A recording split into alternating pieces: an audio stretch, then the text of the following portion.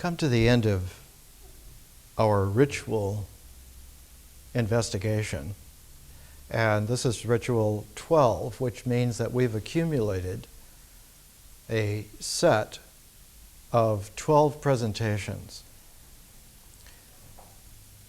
This is a fundamental characteristic of reality in existence. Existence doesn't happen and then it's there statically, but it constantly iterates.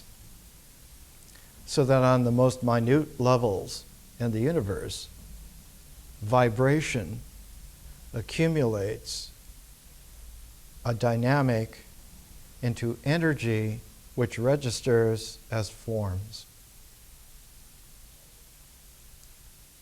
There is such a thing in advanced physics as vibronic coupling. So that pairedness helps stabilize energy into form. Pairedness in the sense of polarity. And because a polarity is existentially a pair and not a duality, a pair can only become a duality in the mind in an abstract, symbolic thought form. Existence has no dualities whatsoever.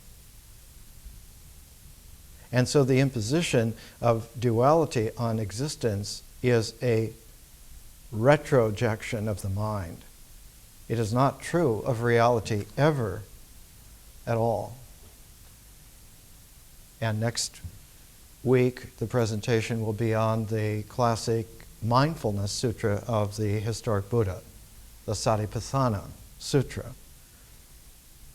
developed about 2,500 years ago to make a yoga of mindfulness so that one could practice it and understand there is no duality in the universe anywhere except in the mind of symbolic thought. And it is always a retrojection on existence. It is never there. It is in the mind, and that is something which can be developed, and we do in the education develop it.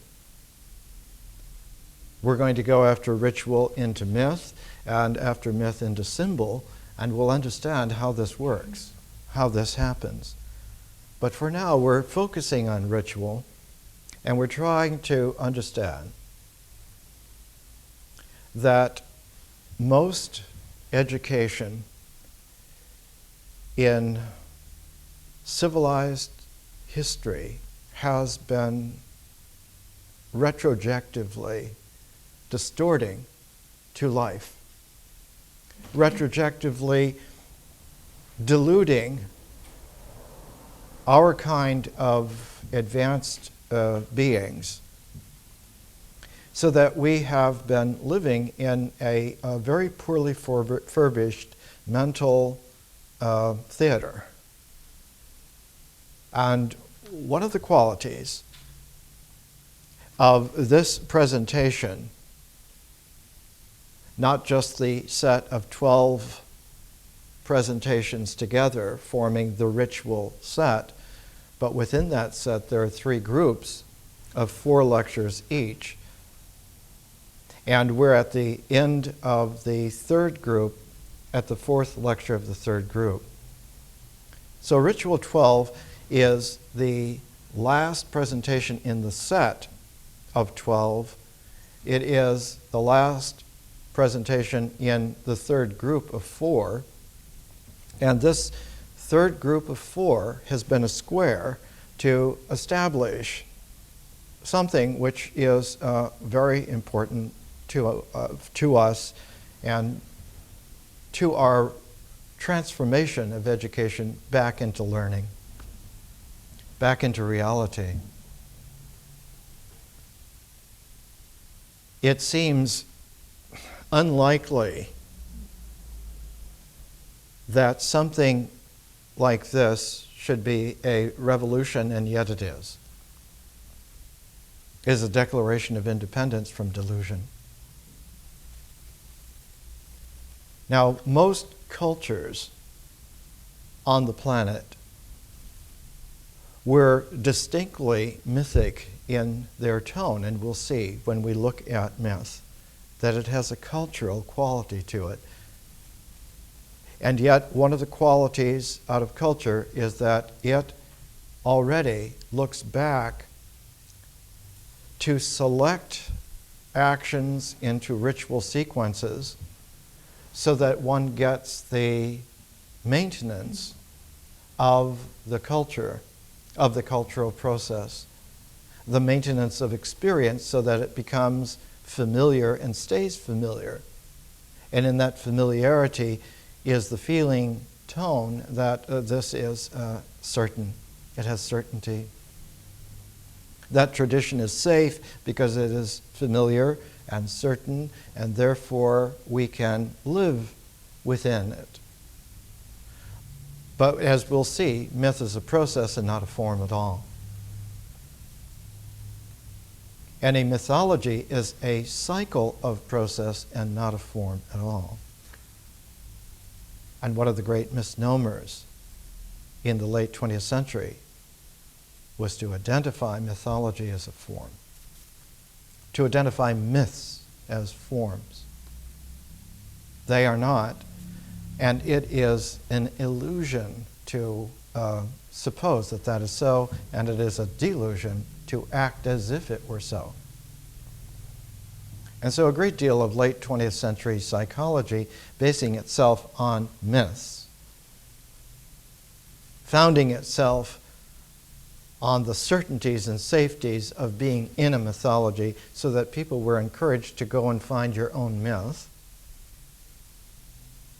to find certainty and safety and security in going back and reacquiring the myths or new myths. And it was absurd to the extent that one found that people were talking about modern science as if it were a new story of the universe. This is extremely confused, and part of our learning is to make distinct how this is so and why this is so. Just like the classic historical Buddha in the Mindfulness Sutra laid out a careful procedure, a ritual comportment that, if followed precisely and exactly, discloses what is not there and emphasizes what actually exists. And in the Mindfulness Sutra, we'll see next week, it was one of the great achievements in world history. The Satipatthana Sutra occurs in the Majjhima Nikaya. In the Majjhima Nikaya are the middle length sayings of the Buddha, and there are 151 of them. All of the sayings of the Buddha, all of his sermons, all of his sutras were collected according to length. There were 33 long ones, 151 middle ones, and thousands of short ones grouped according to size, length of duration, and it goes into what are called three collections,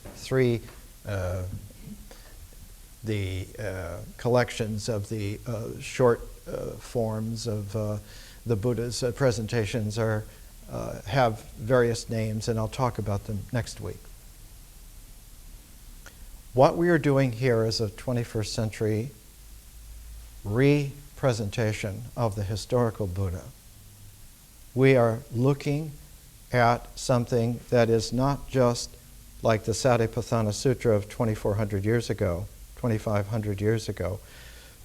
It was, in its English translation by Miss I.B. Horner, not much more than 8 or 9 pages. One could read out loud the Satipatthana Sutra easily in an hour. What we are presenting here in this learning is 14 times the size of Wagner's Ring Cycle. hundreds of hours. Because we live in a complexity where the delusion and the deception, the illusion and the flaw have proliferated to such an extent that it takes a long time to clean the house. And so we're practicing, and part of the practice is to see how ritual sets the tone of objectivity. And rituals are important because they establish, for the very first time, objectivity. Ritual action establishes objectivity because it accumulates, and as it accumulates, it finds its way to arrange layers of polarity selectively in sequences, in acts, in the various groups and sets, the figures, so that one now has things. Now we have stuff. Now we have existentials. And it is their existentiality that establishes existence in its certainty. Now, one of the qualities that's here, and we're taking Zen travelogue of Basho and a Greek tragedy by Euripides to show on different sides of the world, in different times. They're separated by 2,000 years in time. They're separated by about 12,000 miles of the planet in space. They are both distant from us, but they are both very close to us because both the Zen travelogue and the Greek tragedy have the same concern that we have here in our education, and that is to found objectivity existentially in existence before we develop anything else out of it, before we develop experience out of it.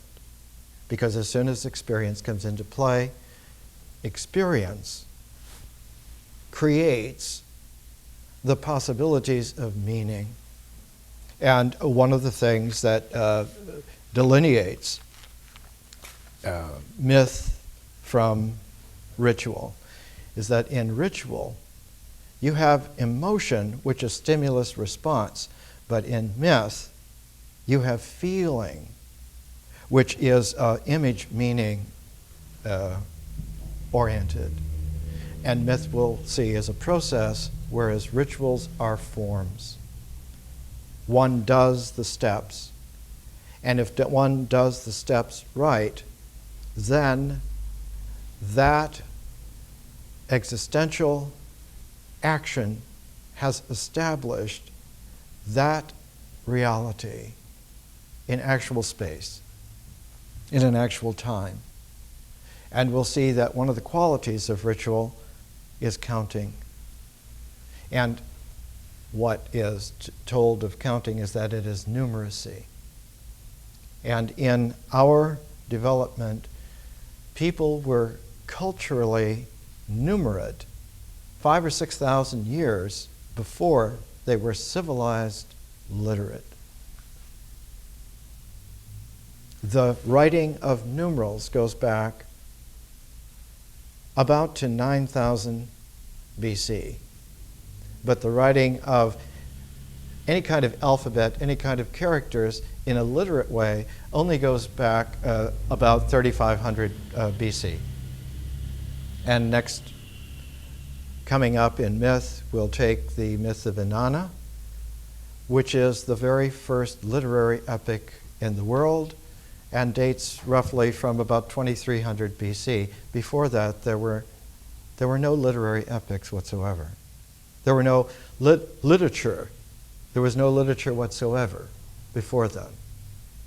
Literacy was just king lists, codes, business transactions, and they were largely developed out of numerate orientation.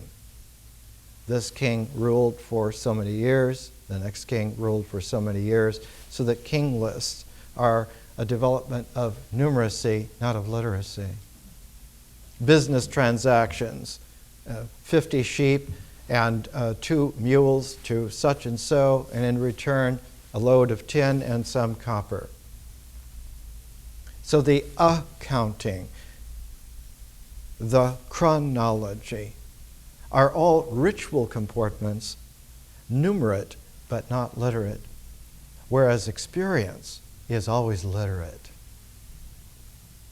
Experience always has the ability to make feeling-toned images come into a language process that generates meaning.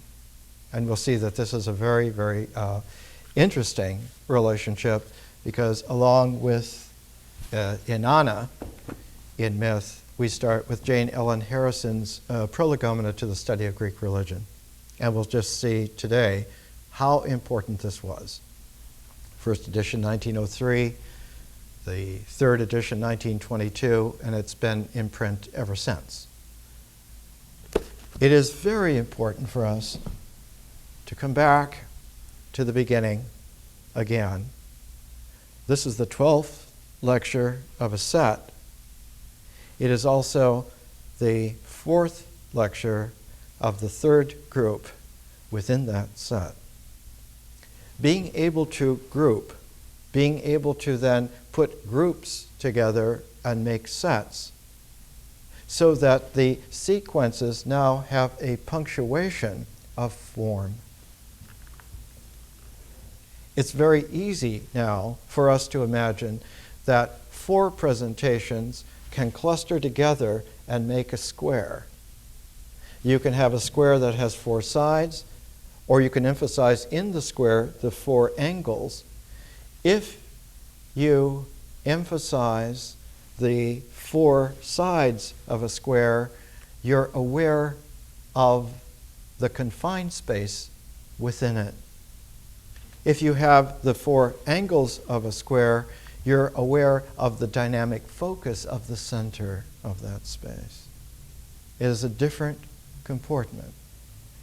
So that ritual existence has both a dynamic ability to focus, and it has an energy ability to create space. And the title of today's presentation is Existential Space. Existential reality space. What is in the form is its existential reality space. What is there implicitly in that existential reality space is the focus of the dynamic. And in classic wisdom, teaching wisdom, when one dealt with the angles, you always dealt with giving one angle at the beginning. We still have the phrase called an angle of vision. From this angle, we know that all the other angles in the square are similar to it. And because of that similarity, if we master the ability to take this corner, to take this angle, and understand that this angle of vision is a dynamic quality of ritual action, it means that we must then do this towards the focus, the purpose. The ritual purpose is a concern of this dynamic angle. But at the same time, the most conspicuous thing is the space that is made by the sides. And because the space that is made by the sides and the purpose of the center from the angles, because when they blend together, when they work together, one begins to get a very interesting development. The angles focus to the center, and from the center, then one has, from the angle to the center, one has the beginnings of a length which is exactly half the diameter of the diagonal of the square. And yet, if you rotate that radius around, you come up not with a square but a circle. So that one squares the circle from a dynamic focus. And the focus of a ritual always will have a specific center, pivot of its dynamic. And its dynamic will always have a time signature to it. So that the time is not on the basis of clock time. It's not on the basis of psychological time. It's not on the basis of any kind of symbolic time. It is on the basis of time as the first dimension in the universe now coming into play, and it comes into play as the pivot of the whole ritual. Its cycle, its circularity, is also at the same time related to the existential space that is there. But one can move from that cyclic circle dynamic focus to the energy polarized pairs. A square is actually a pair of pairs. And each of those pair of pairs are also parallels to each other.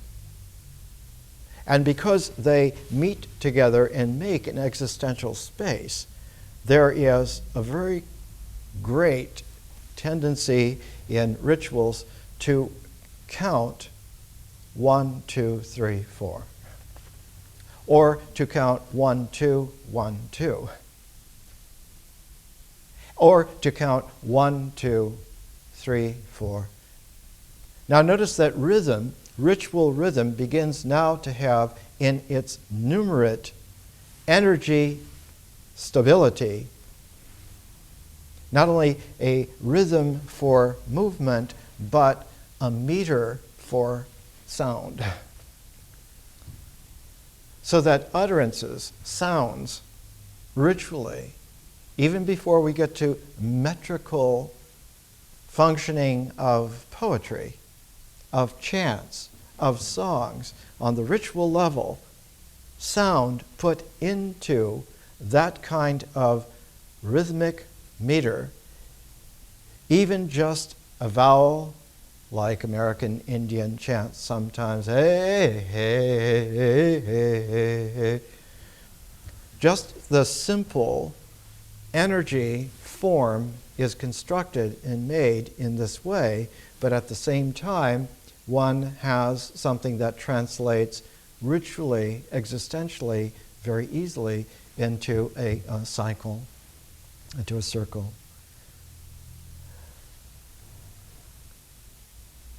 The standard, natural template for all this is the ritual year. The ritual year, which is 4 seasons in an annual cycle. But those seasons, while they have a capacity to have within them an angle of vision, if you look at the 4 seasons in a cycle, you don't have angles, but you would have 4 arcs. So that a circle of a natural cycle will have seasons which are like 4 arcs that can also have within them a kind of angle which can only be discerned dynamically. So that a ritual cannot be, quote, understood until it's done. It is the doing of the ritual that reveals the hidden dynamic angles and thus the center. And only by doing the ritual complete does one then come to understand what its purpose is. Its purpose is always to establish the existential reality that what you did happened. And so its certainty is in the action done.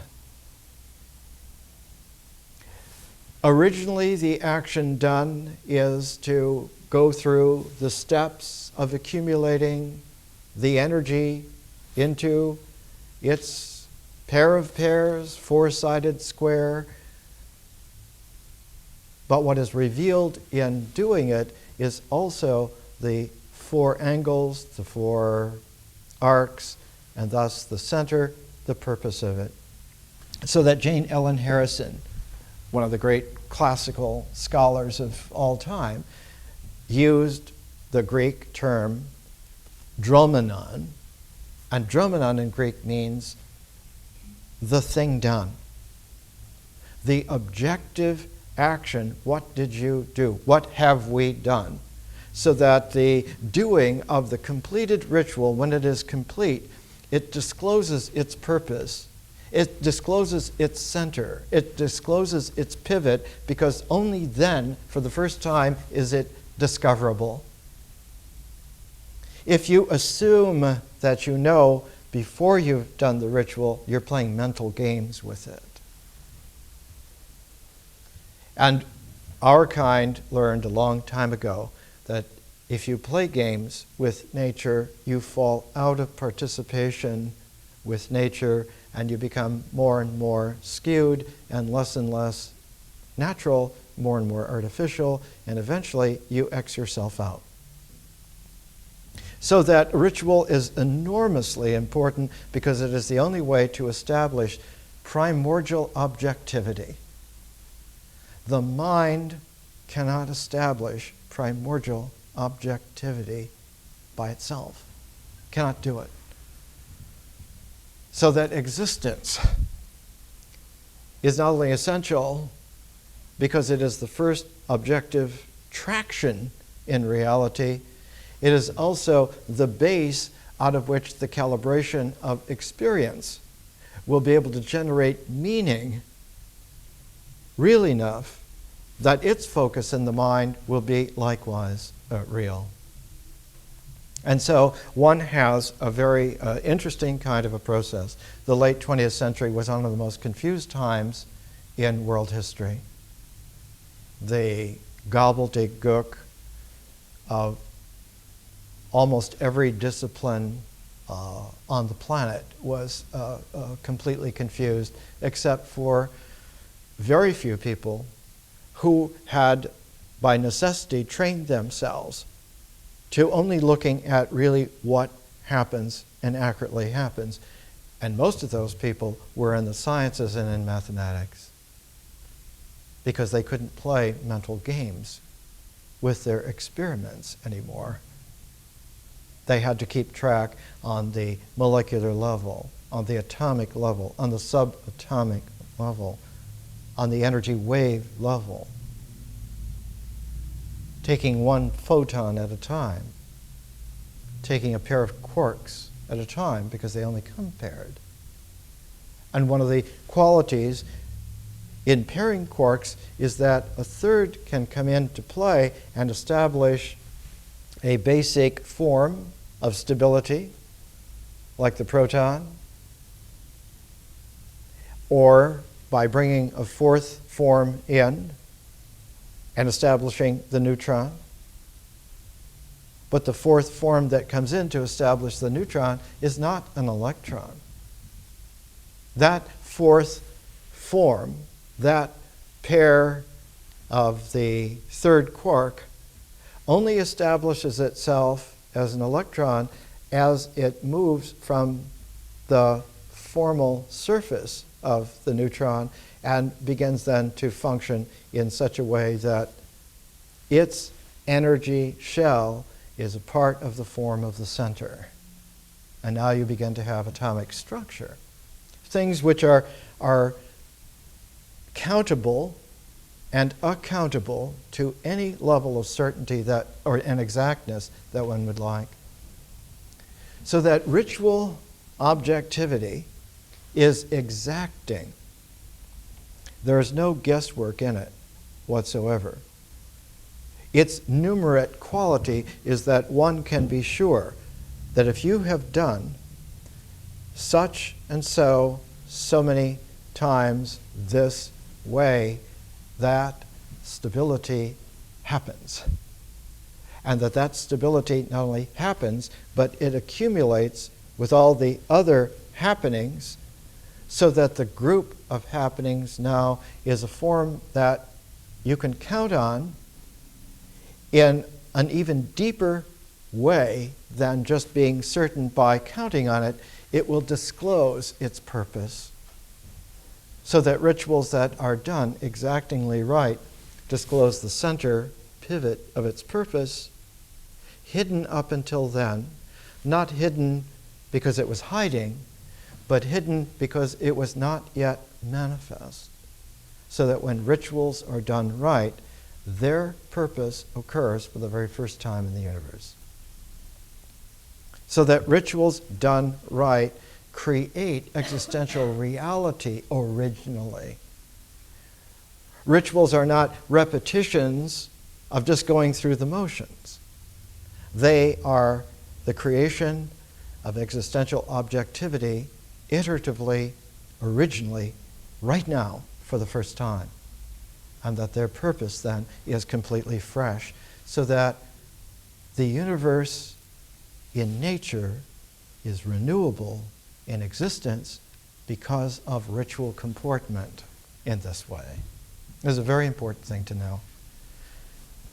The mind's objectivity, the assumption that the mind's objectivity is more primal than that, is superior to that, is an illusion. And the belief in it is a delusion of classic qualities. So that both Greek tragedy and the Zen travelogue were forms created in civilization to disclose to people that if you go through these very complex rituals, they will disclose to you the existential reality space for the very first time now.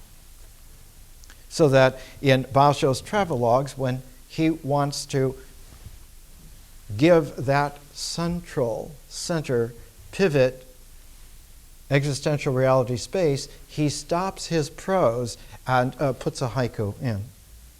And we've talked about how the haiku is not of itself the whole stability. That the haiku, the 5-7-5, the 3 sets of 5 syllables, 7 syllables, 5 syllables, is the first of a pair.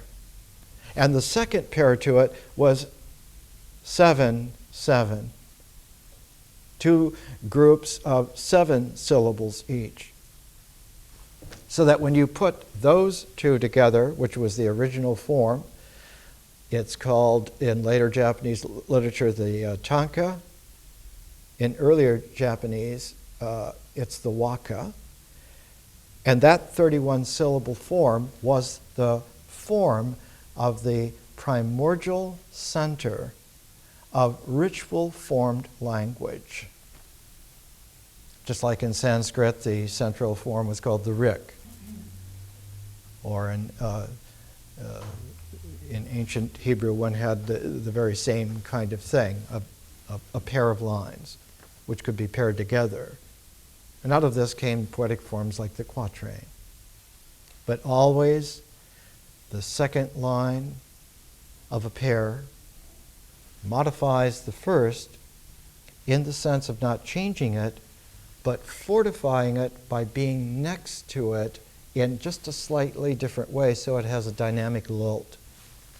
And if you put 2 such lines together, you get 2 parallels that are slightly off, that slightly meet, and instead of a square, you get a very slight parallelogram. And when you have a parallelogram, the angles are slightly different, and in a parallelogram, you have possibilities of transformation that you didn't have in a square. The principle is one of very high mathematics, and when we get to symbols, we'll talk about it. One can do a lot by understanding the difference between a square and a parallelogram. It leads into quantum mechanics eventually.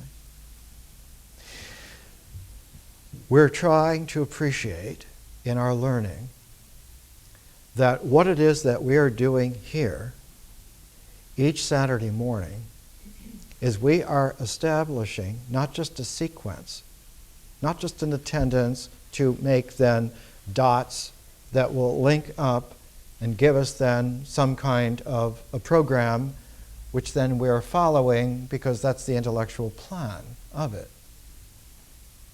Instead, it is a primordial ritual comportment that in the practice of it assiduously will disclose its central pivot, its central focus. The ancient Chinese phrase was the pivot of the four quarters. All Chinese architectural planning on large scales, the Forbidden City, all cities, all were focused on not the idea of the pivot of the four quarters, but on the ritual objectivity of establishing it. It's like one doesn't know what the shape of the building is until one walks through it. And then having walked through it, one now understands the existential reality space of the structure. It works this way. So that the ritual comportment is always something that we must do, and we must do it in the sequence that allows for the energy form to build itself and establish itself immediately existentially now. So that the quality of truth is not a quality of the mind. To think that truth is in the mind is a complete misnomer. Truth is in existence. It existentially occurs. And part of the mystery of nature is that it occurs in such a way that we can participate in the natural flow in such a way as to bring the ritual objectivity fresh out in an emergence by having done our rituals right. Instead of repetition, it's renewable. Nature is always renewable. Whereas a cultural orientation, experience, does not favor renewability, it favors maintenance, to maintain it. And so rituals that are influenced by a culture are all about maintaining the order, whereas rituals that emerge out of nature are there to renew reality, to renew existence right now, so that we are renewed and we are freshened. In Greek tragedy, in all of the great Greek festivals, the ritual figure who did this was Dionysus. And when we come back from a break, we'll talk a little bit about some of the Greek festivals that led to the development of Greek tragedy. Not to support the culture, but to disclose to the culture that nature is more primordial and that existence occurs before cultural imposed rituals can occur. So to favor nature's certainty of existence over the cultural social order's insistence that it is right is a very important thing to know. And then we'll take in Basho and see how this happens in Zen as well. Let's take a break.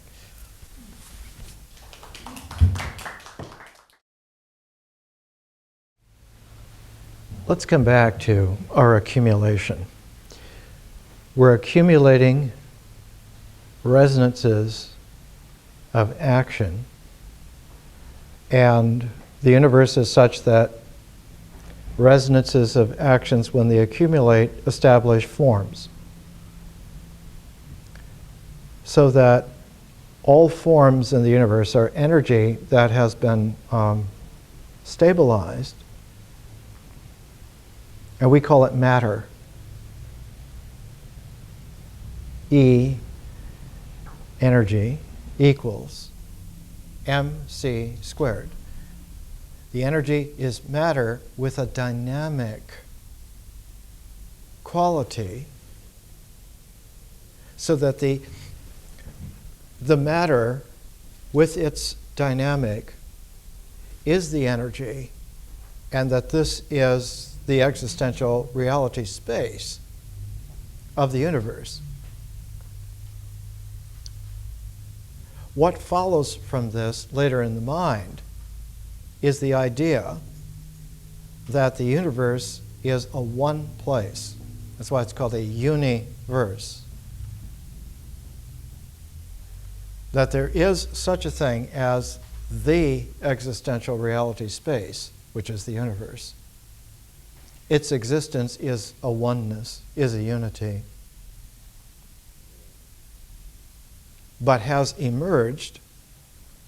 Obviously, one of the correlates in the idea is that it has emerged not so much from somewhere else, but it has emerged because its ritual comportment has completed its cycle, its sequence, and now the energy form is established. It's there. In Euripides' time, in the 400s BC in Athens, the thought was, if this is how ritual discloses its space, and by doing the ritual, we develop an angle of vision that allows us to find the pivot center freshly, then we should be able to do this also with the mind.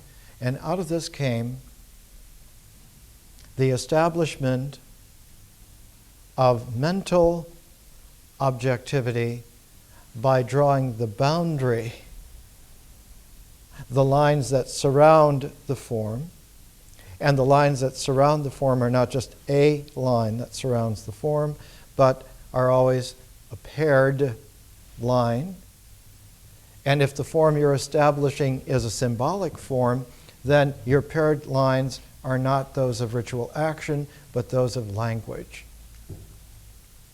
So that philosophy was born in 5th century Athens by recapitulating the way in which Greek tragedy or Greek comedy established through ritual comportment in its completeness the center, the purpose, the actuality of it. Greek philosophy established by a dialogue with a pro and con together, and that this pro and con together as a paired quality of drawing the boundary, and that once one had walked off the boundary in a dialogue conversation, you then had established the existential space symbolically in the mind, and one then knew where the pivot of that space was. That was the symbol. And that symbol, being the center, the pivot, also had its exactness of radius, that one could establish the area of the space, and that was the idea. So that an idea is a form, symbolically in the mind, of a territory marked off by a boundary that is established because there's a symbol pivot that generates its cycle of pro and con that, if you follow it all the way through to its completeness, discloses immediately its reality in the mind in such a way that is primordial. That is, that it just now happened for the first time. So that one doesn't learn someone else's ideas, you form your own ideas actually now because you did this. That if you follow a Socratic dialogue all the way through, it doesn't matter if you took pro or con, because they go together. as a set all the time, and if you follow them all the way through as a set, as a grouping, as a pair, consistently, one finds that there are not like an infinite number of steps. In fact, there's a very finite number of steps. In fact, there are 4. The first step in Greek was called doxa, opinion. You have, based on your culture, on your tradition, on your experience, you have an opinion on everything. And this opinion is never right. In Calvinist Protestantism, they established the doxology, the rote principles by which Christianity, Jesus, the whole thing, God, the reality is all exactly like this. If they'd been Greek scholars or ancient Greek philosophers, they would have realized doxa, opinion, organized into an ology, an ideology, is the least trustworthy basis upon which to proceed in reality. The next step, the second step in that, is related, that opinion becomes informed. So that you have an informed opinion now. We would say today that, yes, you've gone on the internet. Now, it's not just your opinion, but you've taken into consideration others' opinions, and now yours is an informed opinion. This is only a complication of opinion, and it doesn't move you any further along except that you have now taken a second step. And the third step in philosophy is that one comes to understand that there is a method of going through all opinions, pro and con together, and it doesn't matter how informed an opinion is, one can methodically go through it with pro and con all the way through, and by going through it, one discovers the fourth stage is the actuality of it. We would say today the truth of it. The Greek word for it is aletheia. And aletheia is not something that anyone knew before, it was found just now. And the ancient word for it was eureka. The light bulb goes on because it was just now turned on. All of this is a ritual comportment of objectivity that is reiterated on the level of the mind, on the level of symbols, on the level of thought. But it can only be reiterated there if it is first done existentially. One has to first be real in the universe, and then you can have real thought in that existential reality space. Otherwise, there is no space of the mind that has been established at all, because it is ritual comportment carried through its completion that establishes existential reality space in the first place. And without that, there is no space for the mind. There is only inculcated, trained qualities. There is only repetitive, instructional following. There are only codes and laws with no understanding whatsoever. And all of this are artificial, truncated, limited, skewed, opinioned, informed opinion, sequences that never weave. You can never make a fabric out of it, so that there is no such thing as a social fabric. There's not even anything like objectivity. It doesn't occur, doesn't exist. And the tried and true way in which men and women have always shown themselves this is to be able to go through a ritual comportment, action, sequence, all the way through its completion, and to discover what it was that you were doing, in the sense that the purpose for the first time is disclosed in that you did it. So that there is a wake-up moment. And in Greek, the wake-up moment is called, in Greek, epiphany. Epiphany. In the wisdom calendar, Epiphany is celebrated on the 6th of January. In India, it's called Diwali, the Festival of Lights. It's about the same time. All of it is that the light comes on. The light comes on in early January. In Greek, January was called Gamelon. Gamelon as the first month, and was the month in which the ritual festival of the Linnea was first performed. It's the first festival of the year. And its purpose was to wake up the sleeping god, Dionysus, from his winter sleep. To awaken. It's not just that the vegetation has died during the winter or become somnambulant and now spring is here and it has to begin. It's that one has to awaken Dionysus. And the people who awaken Dionysus are the women. And they awaken him in the Linnea festival in front of the Leanon with tambourines, with torches, with flutes, with the staff of the grape, the thyrsus, and all of this is to awaken the sleeping god from his winter slumber, to begin the course of renewing life for this year.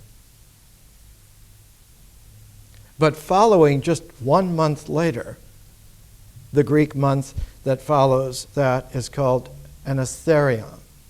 And Anestherion has the Anesthesia Festival. And it's a 3-day festival, but the days are not days, they begin at sunset, so they're nights. In February, what would be comparable to late February in our calendar. And on the 11th, 12th, and 13th of Anestherion, there is, first of all, the understanding that though there is a great deal of what appears to be an eros involved, the eros that is involved is an eros of life, and therefore it includes children all the time, distributed everywhere through it. So that when you first come to see the illustrations on pots from the Anestherion, one sees all kinds of Dionysian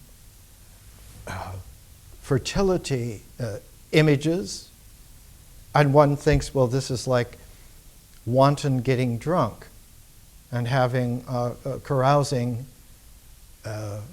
everywhere. And that is absolutely what does not happen.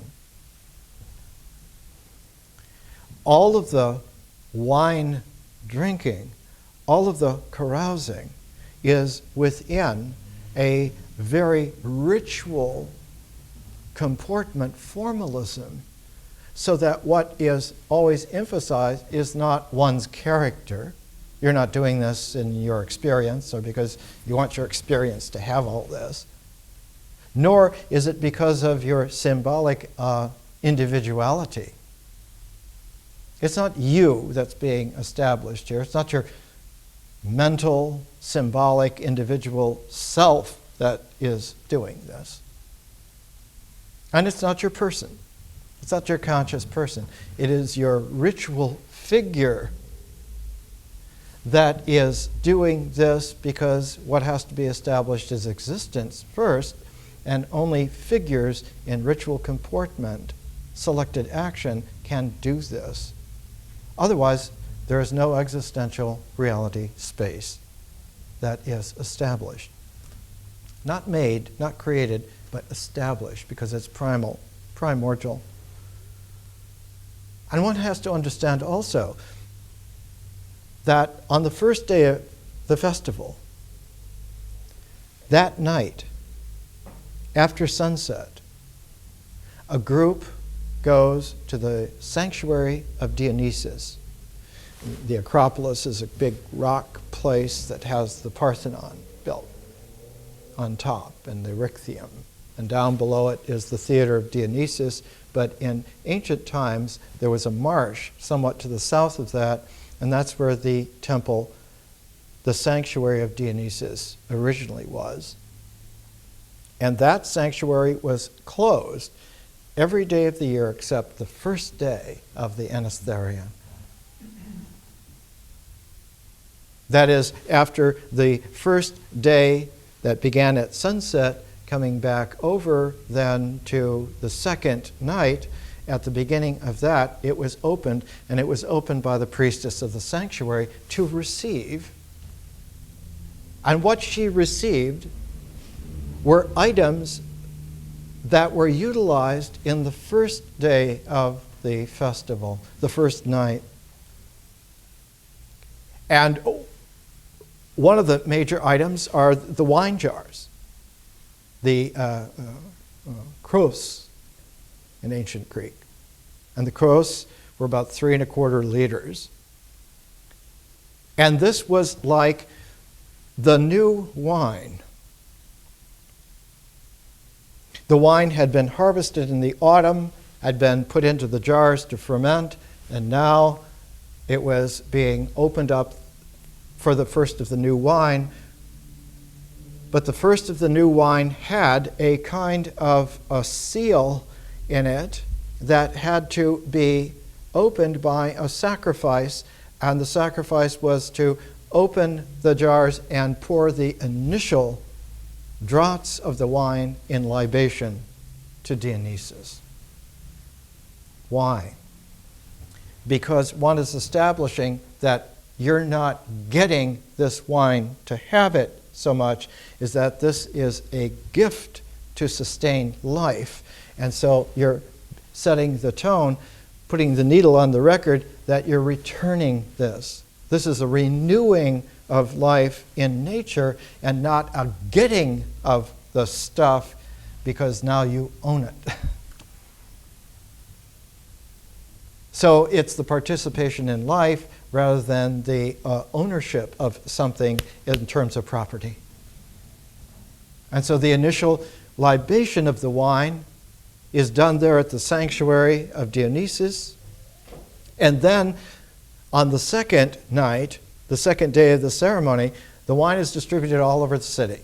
And people have unofficial drinking contests and revels, and a great car in the shape of a ship that carries a figure of Dionysus is carted in from the port, from Piraeus, and brought into the city and brought to the sanctuary, and followed by wagons full of revelers and singers and people dancing. And the whole thing is that the arrival of Dionysus every spring in this way is the renewing of life, and the quality of the wine is that it is a renewability not just from the earth in terms of the grains, the cereals, but also of the transformed grapes into the wine. So that the whole range now, from grain to grape to wine, has been included, all food and all drink. And so the second night, when these coasts are almost emptied, they are taken by the revelers from all over Athens, taken to the Sanctuary of Dionysus, and the last bit is again poured out as a libation.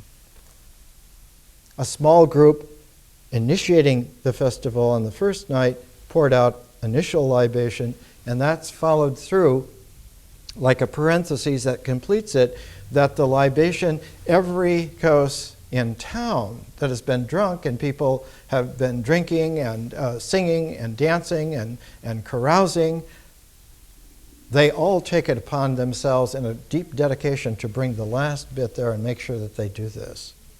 At the same time, children, young boys and young girls who have just left infancy and are becoming children for the first time, on the first night have been given garlands of flowers like a crown.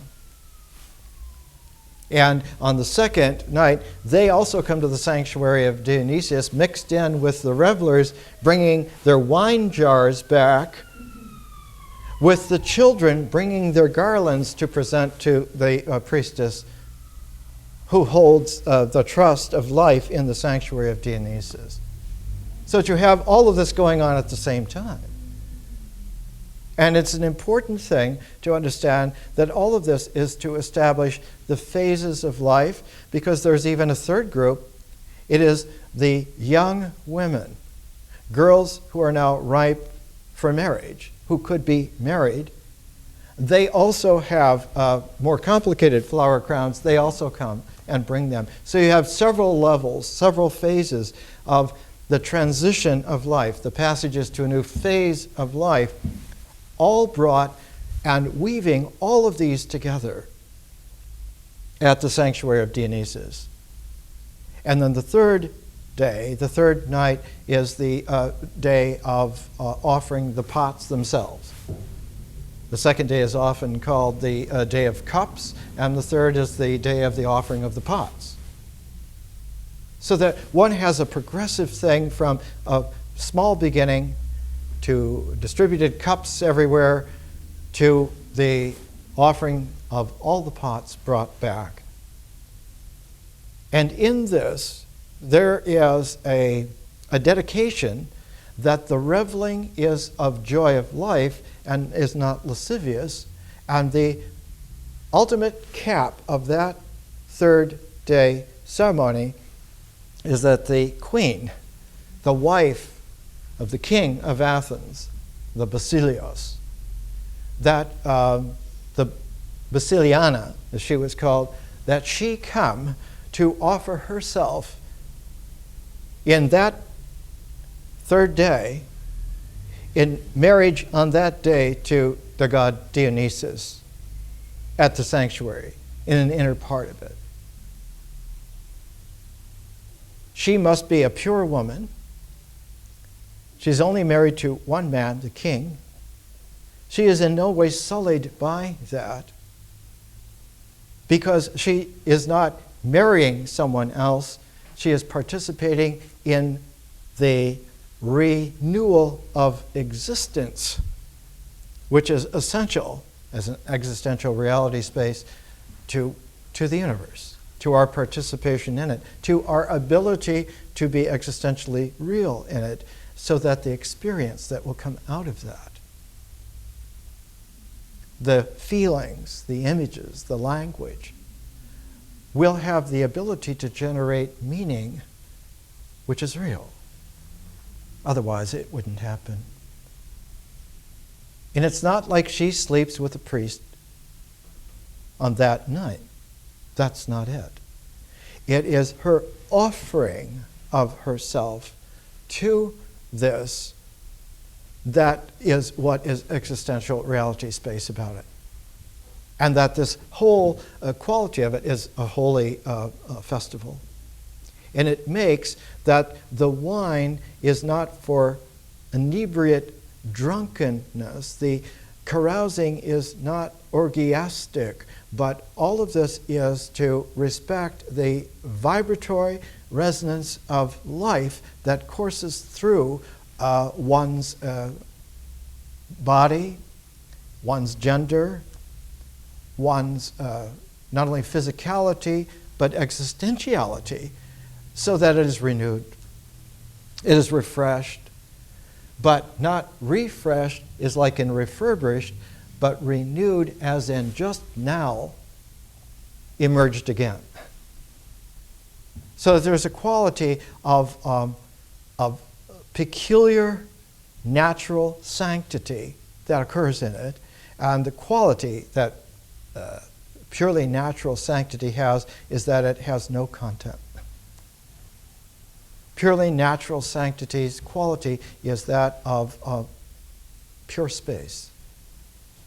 Just openness. Just space.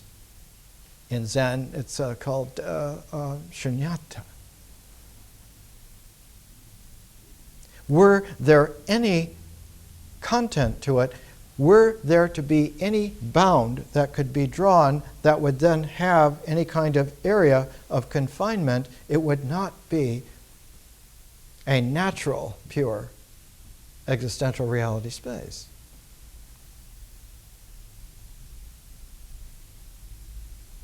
I remember one time understanding for the first time in Japan at the beginning of its sophistication of coming to a very high level of civilized consciousness. The man who brought it from China was a Japanese man. His Western appellation generally is called Kukai, but in Japan he's called Kobodaishi. And he went to Japan, from Japan to China in the late 600s, and he's the one that brought back the first understanding of the pristine openness of enlightenment to Japan. The sect that follows from that is called Tiantai. It means heavenly purity, a celestial purity. And celestial purity is not a purity of a thing, it is a purity of pure openness. It is the space between the stars that allows for the stars to be real, to be articulate. And that space, because it is real, allows for the conducting of magnetism and gravity and all kinds of dynamics through it, because its energy is not congealed into form. It is open to the dynamic exchanges. So ritual dynamic is always on the exchanging between the energy forms of existentiality. And the most fundamental is where a pair are able to exchange a resonance between them, which is vibratorily not identical, not the same, but a similarity to the point to where they can function within each other's registry. In the High Dharma, it's called the secret exchange of selves. This can only happen with energy forms. It doesn't happen with dynamic processes, because dynamic processes have no center. They have a field. And so it is the field in a dynamis that is shareable, whereas it is the focus of forms that is exchangeable. Now this goes into very, very deep things. One can understand that primordial barter, exchanging things, is not just exchanging material. If it is done exactly in the right way, it is a participation in the ongoing confluence that all these forms, all this material, all this materia, all this matter, are embedded in a natural field of purity. And so they are all holy, all sacred. It's a very deep thing. When someone freshly emerges into having participated in that, to the extent that the form now discloses that you are at its center, that's called the epiphany. That's the exclamation in Om. And that establishes its first resonance is a joy. Joy. Not feel-good, happiness, prosperity, but joy. Joie de vie.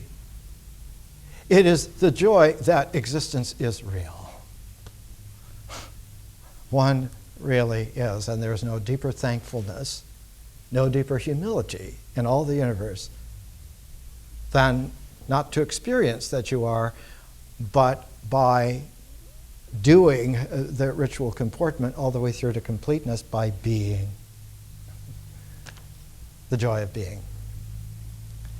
And out of this will come then the geometry of living, in a sense that it has established itself, not because the mind is superior and says it is so, but because it is so. It is thus and so. And so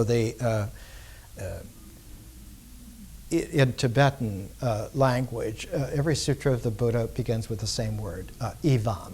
And in Tibetan, evam means thus. And it means thusness. The phrase in Sanskrit, tathata, means thus I have heard.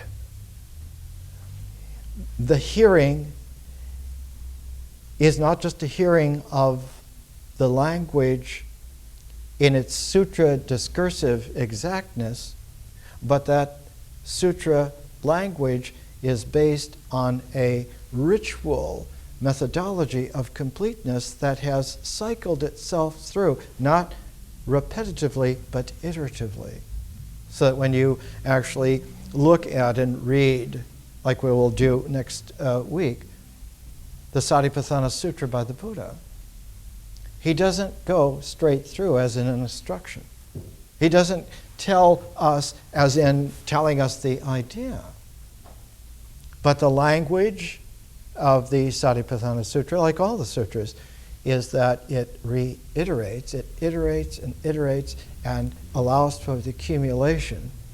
And one only moves one step further at any one given time, and then reiterates the whole thing, and then moves one more, and then reiterates that. And so in this way, one builds up a group. And the group becomes expandable to a set of oneness, of wholeness. So that when one has finished a sutra, one has gone through the way in which aboundedness, you have to understand the historical Buddha lived at the very same time of Pythagoras, who was the originator of philosophy. It doesn't originate with Socrates. Socrates' teacher was a woman named Diotima, and she was instructed personally by Pythagoras. So Socrates is a grandson of Pythagoras. Plato is a great-grandson of Pythagoras. All the way through, you can tell. It's there pristinely. The historical Buddha, when he would draw a sutra in this way, set the ritual comportment that is essential. Not just essential because essential is a symbolic term. The way in which it was precisely placed in the West mathematically is a pair of terms, necessary and sufficient. Sufficient in the sense that it is complete, and necessary in that it has the center. Something is sufficient if it covers all the ground and becomes a necessity because it is the center pivot of the circle, just like the angles of the square becoming the arcs. You can listen to the first part of the tape and follow this and see what is going on here. Our learning follows and expands this classic historic Buddha, this classic historic Pythagoras, this classic historic Lao Tzu. This is a 21st century expansion of what they did 2,500 years ago. Our establishment is not to understand preemptively by some idea of what it is that we're going to do, but to place the primordiality on the doing of it. because that will disclose to us both the field of the existential reality space and the pivot of the purpose. And it will be fresh every single time that we discover it. And so reality is discoverable. If we learn in this way, by the time we get to the mind, to the symbolic mind, our minds will be not only clear in the sense of open, but they will be pure in the sense that they will be able to have real pivots, real symbols that generate ideas that have reality. And they will be integral with the universe to such an extent that the transformation of the mind into consciousness will at the same time introduce that transformed consciousness into the mysteriousness of nature, and nature will absorb consciousness as a dimension and no longer just be four-dimensional space-time, but will be minimally a five-dimensional conscious space-time. And if the universe then, when it awakens to its conscious life, becomes quintessentially like Dionysus awakened. And the tone of it is that one awakens to its enormous, empty openness of possibility. Every conceivable aspect is possible. More next week.